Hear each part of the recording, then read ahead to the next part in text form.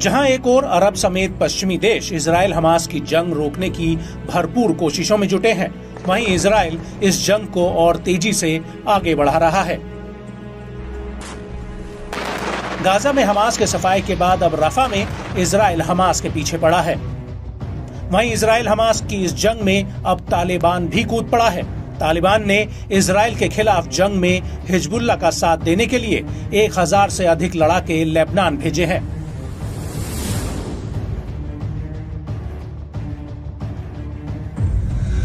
तालिबानी लड़ाके लेबनान की ओर जाते दिख रहे हैं। एक्स पर इसे लेकर एक वीडियो भी सामने आया है। अफगानिस्तान से पहली खेप में 1000 से ज्यादा तालिबानी लड़ाके लेबनान भेजे गए हैं, जो युद्ध में हिजबुल्लाह का साथ देंगे। ये लड़ाके अत्याधुनिक हथियारों और मिलिट्री वाहनों से लैस हैं। तालिबानी लड़ाके हाथ में हथियार लहराते हुए मिलिट्री वाहन के साथ स्केटिंग करते जाते हुए देखे जा सकते हैं।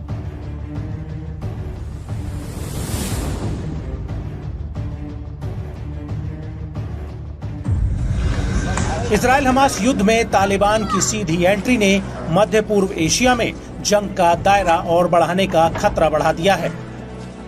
तालिबान का कहना है कि उसके पास अरबों रुपयों के अमेरिकी हथियार हैं, जिसे जो बाइडेन अफगानिस्तान में छोड़ गए हैं।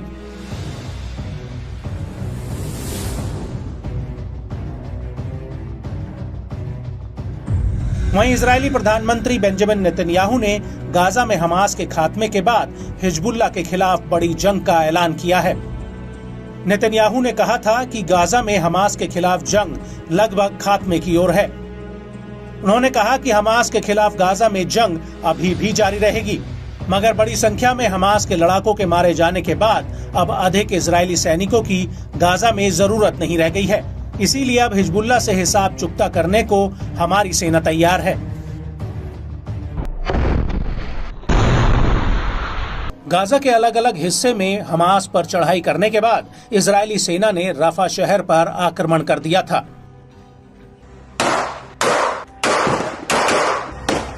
रफा गाजा के भीतर इकलौता ऐसा शहर था जहां पर 10 लाख से ज्यादा लोगों ने शरण ले रखी थी। और रफा पर हमला करने को लेकर अमेरिकी राष्ट्रपति जो बाइडेन ने पीएम नेतन्याहू को चेतावनी दी थी कि रफा पर हमला करना इजराइल के लिए बहुत महंगा पड़ सकता है। लेकिन नेतन्याहू ने बाइडेन की एक नहीं सुनी और रफा पर हमला कर दिया।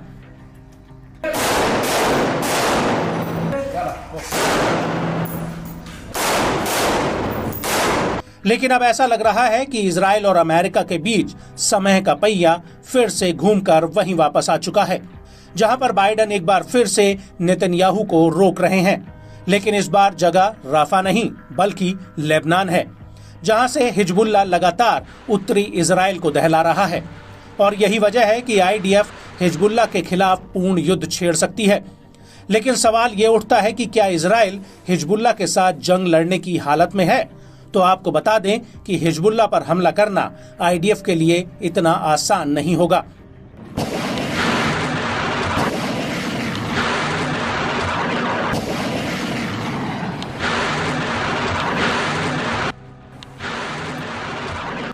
और ये बात हम नहीं कह रहे, बल्कि खुद अमेरिका ने इजराइल को चेतावनी देते हुए कहा है कि वो हिजबुल्लाह के खिलाफ जंग से दूर ही रहे।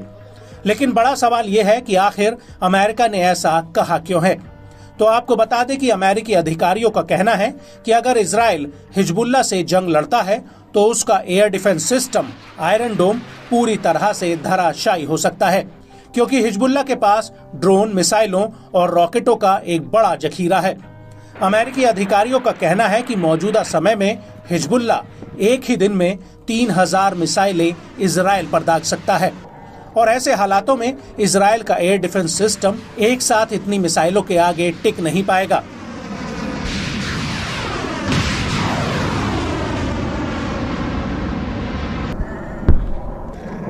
मीडिया रिपोर्ट्स के मुताबिक हिजबुल्लाह के पास 1,20,000 से लेकर 2 लाख तक मिसाइलें हैं।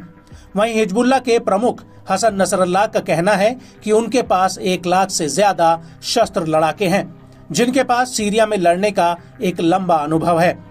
इसके अलावा हिजबुल्लाह के पास हजारों लंबी और छोटी दूरी की अनगाइडेड मिसाइलें हैं।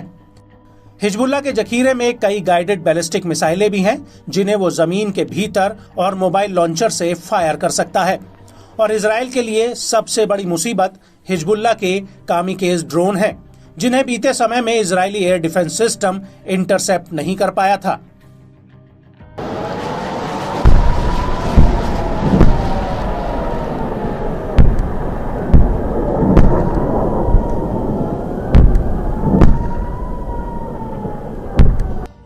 इसके अलावा रिचमंड यूनिवर्सिटी के इंस्टीट्यूट फॉर काउंटर टेररिज्म की 3 साल तक चली एक रिसर्च में हिजबुल्लाह को लेकर कई बड़े खुलासे हुए हैं। और इसी संस्था की रिसर्च में पता चला है कि हिजबुल्लाह एक दिन के भीतर 3000 मिसाइलें फायर कर सकता है, और ऐसा वो करीब 4 हफ्तों तक कर सकता है, जिसका सबसे बड़ा टारगेट इजराइल के एयर डिफेंस सिस्टम को धराशायी करना है। अमेरिका के think tank centre for strategic and international studies का कहना है कि हिजबुल्लाह की रॉकेट और मिसाइल क्षमताओं का पता लगाकर उन्हें नष्ट करना एक बहुत बड़ा टोही अटैक मिशन होगा। इसके अलावा अमेरिकी थिंक टैंक की रिसर्च में ये भी पता चला है कि हिजबुल्लाह इजराइल की घनी आबादी वाले इलाकों पर हमला कर सकता है, क्योंकि उसके पास कई लंबी और कम दूरी पर हमला करने वाली मिसाइलें हैं। और इजराइल के लिए सबसे बड़ी चुनौती हिजबुल्लाह की आने वाली मिसाइलों की संख्या होगी, जिन्हें जानबूझकर इजराइल के एयर डिफेंस सिस्टम को नष्ट करने के लिए बनाया गया है।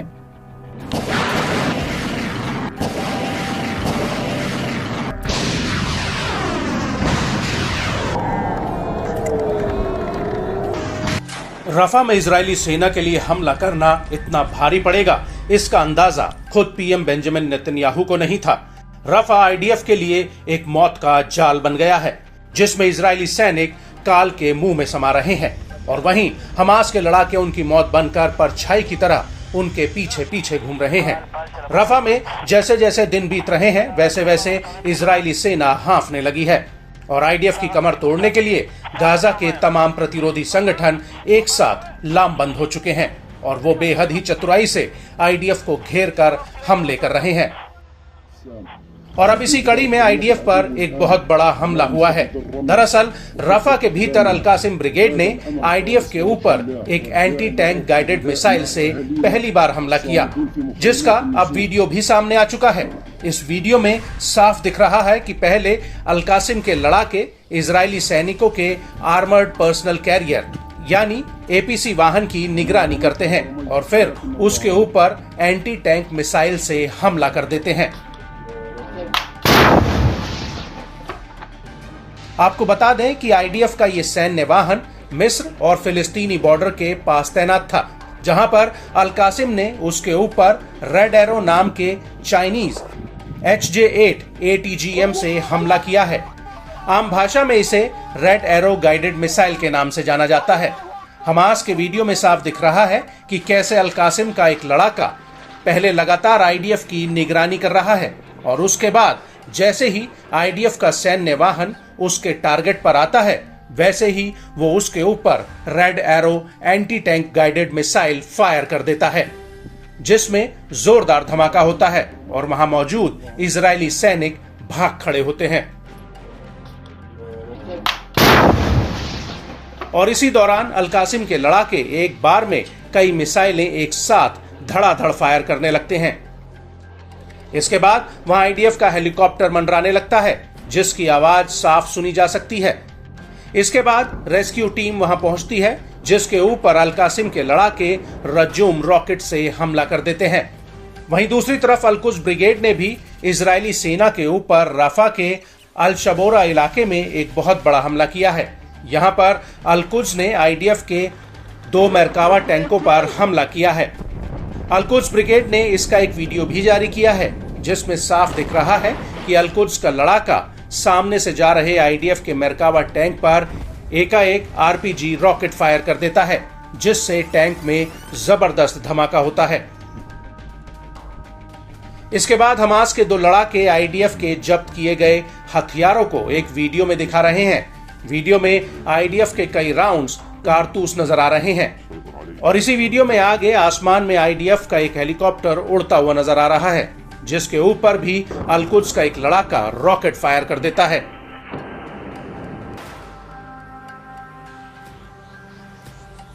आपको बता दें कि इस वीडियो के अलावा अल-कुद्स ब्रिगेड ने नेटज़रीम एक्सेस का एक वीडियो जारी किया है जो दक्षिण पश्चिम गाजा का है। अल-कुद्स के वीडियो में एक लड़ाका पेड़ों के नीचे कंबल ओढ़कर लेटा हुआ दिख रहा है और उसके बगल में एक रॉकेट लॉन्चर रखा होता है। अल-कुद्स का ये लड़ाका कंबल में छिपकर रॉकेट फायर करता है और उसके बाद तुरंत कंबल ओढ़ लेता है और इस लॉन्चर को एक बोरी के नीचे लगाया गया है जिसके ऊपर भी कंबल रखा हुआ है। इसके बाद अल-कुद्स का एक लड़ाका किसी खंडर इमारत के भीतर से ताबड़तोड़ तरीके से रॉकेट फायर करता हुआ दिख रहा है। इसी वीडियो में आगे बाहर का नजारा दिखता है जिसमें दूर घरों के आसपास लगातार धमाकों की आवाजें सुनी जा सकती हैं।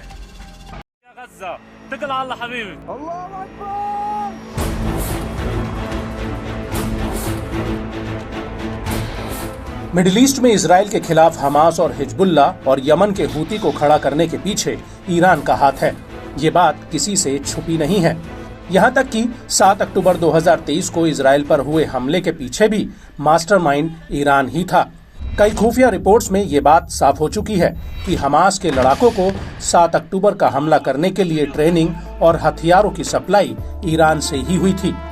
यहाँ तक कि इजराइल हमले की पूरी पटकथा ईरान ने ही लिखी थी और अब जब इजराइल कह रहा है कि वो हिजबुल्ला को सबक सिखाने के लिए आर पार की लड़ाई के लिए तैयार है, तो ईरान के कार्यकारी विदेश मंत्री अली बाघेरी कानी ने ये तक कह दिया है कि अगर इजराइल ने लेबनान पर आक्रमण किया तो उसके लिए वो नर्क साबित होगा।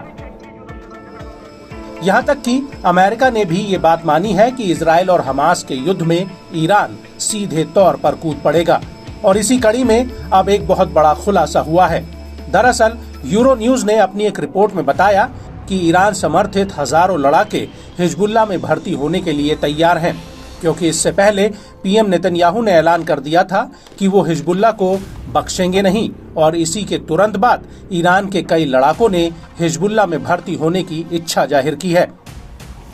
हालांकि कई मीडिया रिपोर्ट्स में इस बात की पुष्टि हो चुकी है कि हिजबुल्ला के पास मौजूदा समय में 1 लाख से ज्यादा सशस्त्र लड़ाके हैं जिनके पास सीरिया में युद्ध लड़ने का लंबा अनुभव है।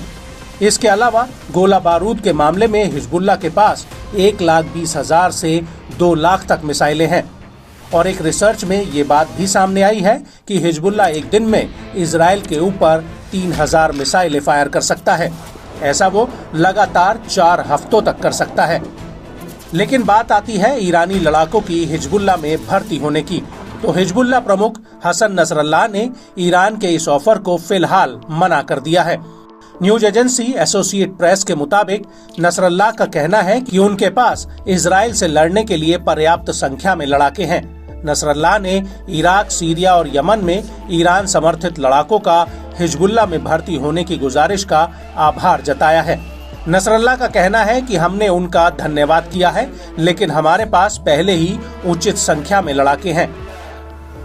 लेकिन इसको लेकर एफडीडी के एनालिस्ट डेविड दाऊद का कहना है कि हिजबुल्ला कई बार अपनी उस ताकत को दिखाने की कोशिश करता है जो हकीकत में उसके पास है ही नहीं।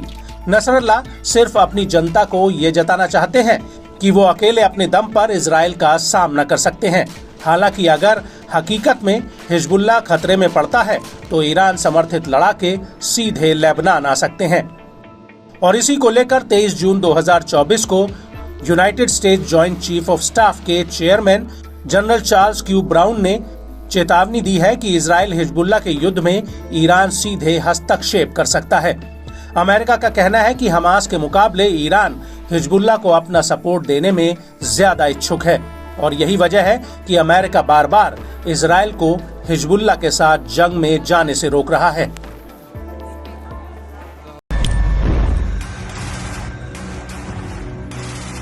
जहां एक और अरब समेत पश्चिमी देश इजराइल हमास की जंग रोकने की भरपूर कोशिशों में जुटे हैं, वहीं इजराइल इस जंग को और तेजी से आगे बढ़ा रहा है। गाजा में हमास के सफाई के बाद अब रफा में इजराइल हमास के पीछे पड़ा है। वहीं इजराइल हमास की इस जंग में अब तालिबान भी कूद पड़ा है। तालिबान ने इजराइल के खिलाफ जंग में हिजबुल्ला का साथ देने के लिए 1000 से अधिक लड़ाके लेबनान भेजे हैं।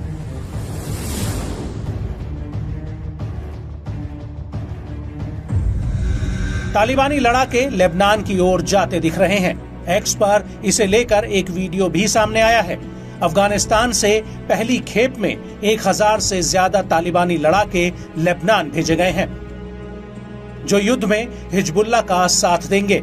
ये लड़ाके अत्याधुनिक हथियारों और मिलिट्री वाहनों से लैस हैं। तालिबानी लड़ाके हाथ में हथियार लहराते हुए मिलिट्री वाहन के साथ स्केटिंग करते जाते हुए देखे जा सकते हैं।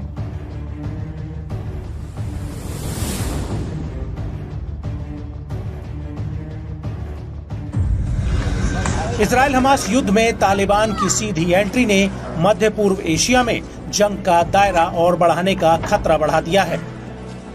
तालिबान का कहना है कि उसके पास अरबों रुपयों के अमेरिकी हथियार हैं, जिसे जो बाइडेन अफगानिस्तान में छोड़ गए हैं।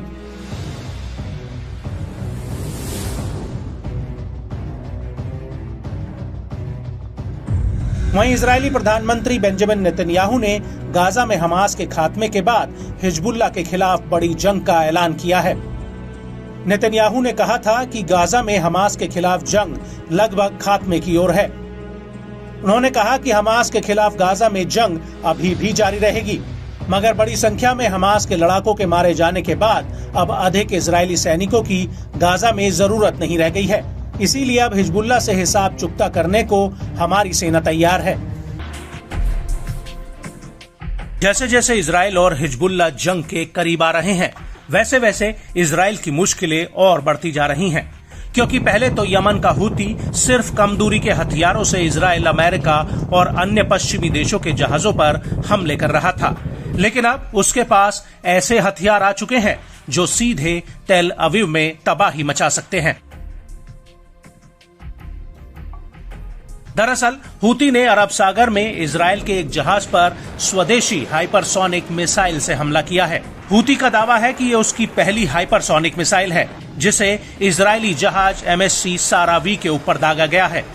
और इससे पहले हूती ने एक नई स्वदेशी मिसाइल फिलिस्तीन का वीडियो भी रिलीज किया था, जिसे इजराइल के लाल सागर के बंदरगाह वाले शहर ईलत पर दागा गया था। और इस हमले के बाद हूती ने कहा था कि उसका हमला एकदम सटीक रहा है, लेकिन हमले में किसी के हताहत और नुकसान की खबर नहीं आई थी। और अब MSC सारा वी पर हाइपरसोनिक मिसाइल से हमले की खबर आई है।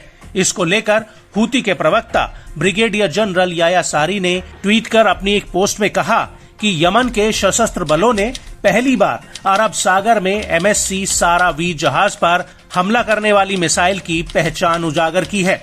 ये मिसाइल स्वदेशी हाइपरसोनिक मिसाइल है, जो एडवांस तकनीक से लैस है, हमला करने और लंबी दूरी पर पहुंचने में एकदम सटीक है। मिसाइल को फायर करने के साथ अन्य जानकारी मिलिट्री मीडिया के जरिए साझा की जाएंगी, अल्लाह की इच्छा से।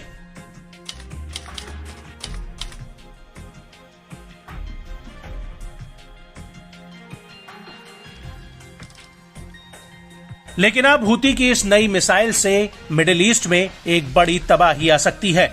वो इसलिए कि हूती अब लंबी दूरी के टारगेट्स पर हमला करने में सक्षम हो गया है। इसका सबूत MSC सारा वी जहाज पर हमला है, जो 25 जून 2024 को एडन की खाड़ी से करीब 450 किलोमीटर दूर निश्तून के दक्षिण पश्चिम में था, और तभी हूती ने उसके ऊपर हमला कर दिया। चौंकाने वाली बात यह है कि यह इलाका ओमान के पूर्वी बॉर्डर के पास है, और जब इस जहाज पर हमला हुआ तो ये यमन के सोकोट्रा आइलैंड के पास से अबू धाबी के लिए जा रहा था, और तभी हूती ने इस जहाज पर हमला कर दिया। यहाँ पर गौर करने वाली बात यह है कि हूती का कहना है कि उसका हमला एकदम सटीक रहा है, लेकिन ब्रिटेन की मैरीटाइम ट्रेड ऑर्गेनाइजेशन यानी UKMTO ने अलग ही बयान दिया है।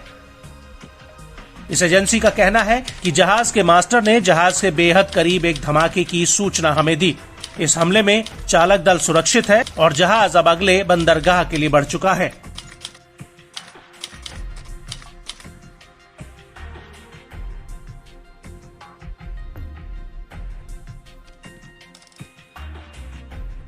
आपको बता दें कि हूती ने इससे पहले भी लंबी दूरी पर हमला करने का दावा किया है, लेकिन इनमें से अधिकतर हमले यमन के तट के करीब ही थे।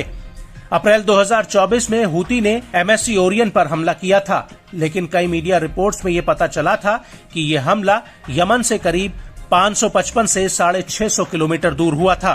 और इससे पहले मार्च 2024 में ही खबर आई थी कि हूती ने अपनी खुद की हाइपरसोनिक मिसाइलों की मैन्युफैक्चरिंग शुरू कर दी है, जो मैक 8 की स्पीड तक उड़ान भर सकती हैं।